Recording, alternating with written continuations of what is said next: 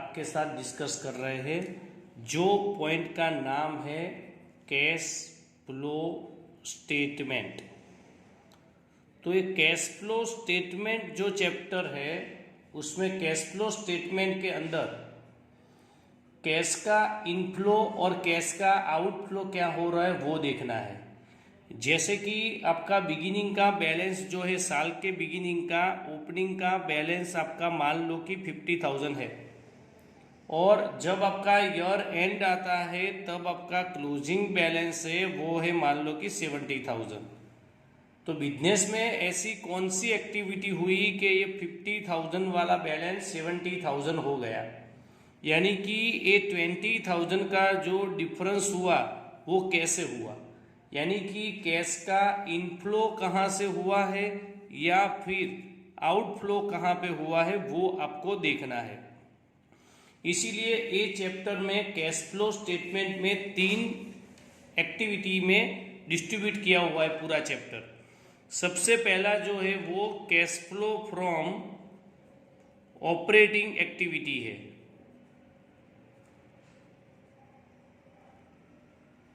दूसरा जो है आपका वो है कैश फ्लो फ्रॉम आपका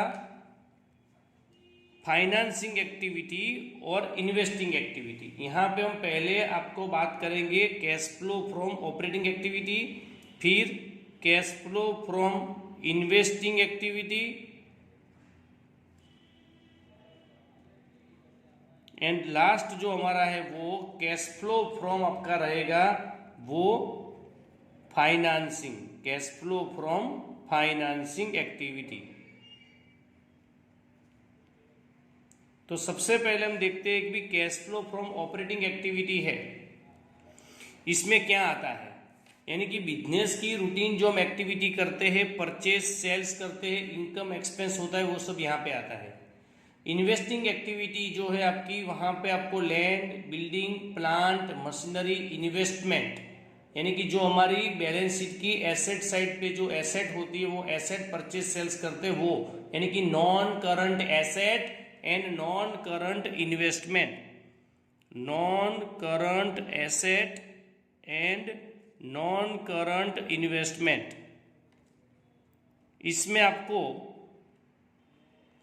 लैंड, बिल्डिंग, मशीनरी, वो सब चीज, investment and interest on investment, investment का इंटरेस्ट जो होगा वो आपका इनफ्लो होगा, आपको पैसा मिला होगा तो वो सब चीजें प्लस में आएगी, और आपका आउटफ्लो हुआ होगा तो वो माइनस में होगा। फाइनेंसिंग एक्टिविटी है, उसमें आपका equity share capital, preference share capital, debenture, borrowed loan यानी कि लोन टेकन, फिर आपका bank overdraft, interest on loan, वो सब चीज यहाँ पे आएगी। यानी कि आप लोन लोगे तो आपको पैसे मिलेंगे, वो इनफ्लो होगा, यानी कि आपकी लायबिलिटीज जो इंक्रीज होगी तो वो आपका इनफ्लो प्लस में आएगा, और लायबिलिटीज डिक्रीज होगी तो वो आपका आउटफ्लो होगा, वो आपका माइनस में रहेगा। और जो सबसे पहली एक्टिविटी मैंने लिखी थी ऑपरेटिंग एक्टिविटी, जिसमें आपको प्रॉफिट एंड लॉस का जो प्रॉफिट होता है वहां से स्टार्ट होगा, जो चीजें पीएनएल अकाउंट में डेबिट होती है वो सब यहाँ पे ऐड होगा, यानी कि item debited to PNL account वाला ऐड होगा, यानी कि depreciation on asset, transfer to general reserve, loss on asset, वो सब चीजें यहाँ पे ऐड होने वाली है। और लेस में जो है वो item credited to PNL account वाला लेस होगा, जिसमें profit on sale of asset वो सब चीजें आती है। फिर आपको लेना है करंट लायबिलिटीज इंक्रीज है तो प्लस, करंट लायबिलिटीज डिक्रीज है तो माइनस, यानी कि आपका करंट लायबिलिटीज में creditors, bills payable, outstanding expense, वो सब चीजें की बात कर रहा हूँ। इंक्रीज होगा तो ऐड होगा, डिक्रीज होगा तो माइनस।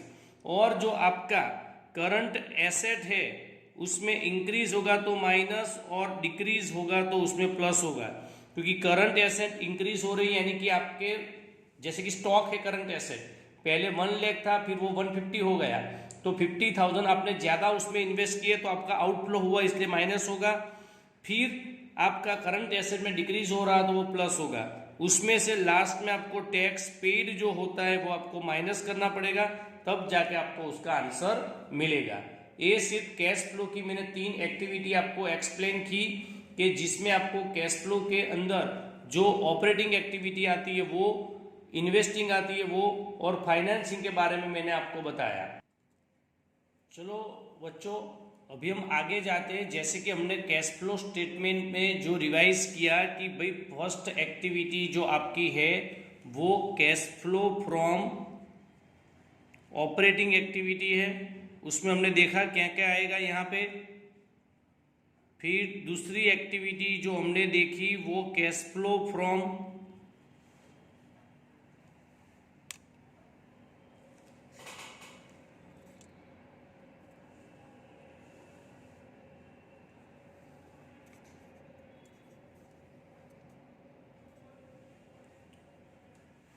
चलो बच्चों, हम आगे जाते कैश फ्लो को एक बार फिर से वापस जो आगे किया उसको रिवाइज करते हैं। यहाँ पे 3 एक्टिविटी है।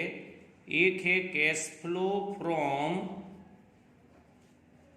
ऑपरेटिंग एक्टिविटी, उसमें क्या चीज आती है वो हमने आगे देखा। दूसरा है cash flow from investing activity, and last जो हमने देखा थर्ड वो cash flow from financing activity. अभी इंक्रीज डिक्रीज कैसे होगा, यानी कि कैश फ्लो का इनफ्लो और आउटफ्लो क्या होगा, यानी कि सबसे ज्यादा प्रॉब्लम बच्चे को वो हो रही है कि भाई इसको प्लस करूं कि माइनस करूं, तो वो चीज हम अभी देख रहे हैं।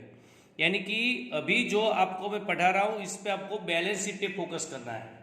बच्चों, आप लोगों को मेरा ये पढ़ाने का तरीका सही लग रहा है, आपको मेरा वीडियो अच्छा लग रहा है तो मेरा वीडियो जो है मैक्सिमम शेयर करो और मेरी चैनल को आप सब्सक्राइब करो।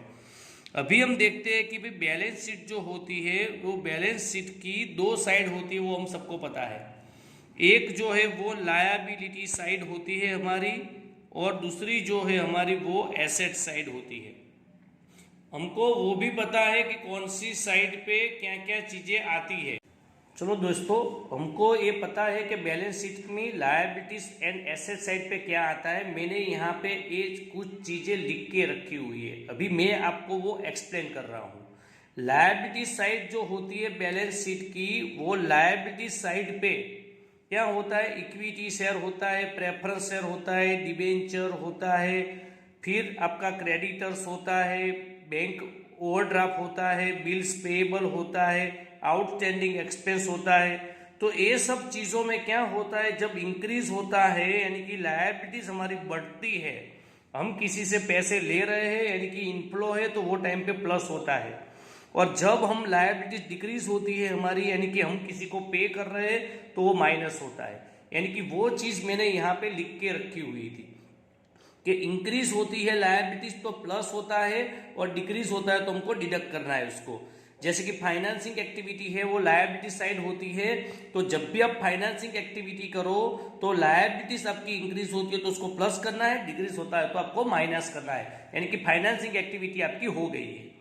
फिर हम जाते हैं एसेट साइड, जहां पे आपको लैंड, बिल्डिंग, प्लांट, मशीनरी वो सब एसेट होती है, हमारा इन्वेस्टमेंट होता है। तो ये सब चीजें जो होती है हमारी वो इन्वेस्टिंग एक्टिविटी में होता है। तो उसमें आपका जब भी इंक्रीज होता है तो आपको उसको माइनस करना है। यानी कि पहले आपकी लैंड बिल्डिंग जो थी वो 50,000 थी, अब मान लो कि 70,000 हो गई एंड में, तो ड्यूरिंग द ईयर इंक्रीज हुई तो आपने परचेस किया तो वो माइनस होगा। और जब लायबिलिटीज डिक्रीज होती है हमारी तो उसको हमको क्या करना है, एसेट जब डिक्रीज होती है तो उसको क्या करना है, हमको प्लस करना है। यानी कि लायबिलिटी साइड पे जो रूल्स है उससे ऑपोजिट रूल्स है ये। तो वही चीज मैंने यहाँ पे लिखा है, एसेट साइड पे इंक्रीज होता है तो माइनस करना है, डिक्रीज होता है तो प्लस करना है, तो वो इन्वेस्टिंग एक्टिविटी के लिए काम आएगा। यानी कि आपकी फाइनेंसिंग और इन्वेस्टिंग एक्टिविटी दोनों साइड पे आपको पता चल जाएगा कि लायबिलिटी साइड पे जो होती है उसमें इंक्रीज हो तो प्लस, डिक्रीज हो तो माइनस, एसेट साइड पे इंक्रीज हो तो माइनस और डिक्रीज हो तो प्लस। आपको सिर्फ एसेट और लायबिलिटी साइड कौन सी साइड बैलेंस शीट में है वो देख के आपको करना है, तो आपको इजी से ये सम हो जाएगा आपका, एकदम इजी, एकदम आसान चैप्टर है। मेरा वीडियो आपको अच्छा लग रहा है तो आप ये वीडियो को लाइक करो, शेयर करो और मेरे चैनल को सब्सक्राइब करो। Thank you all of you. हम आगे मिलते हैं एक नया टॉपिक लेके।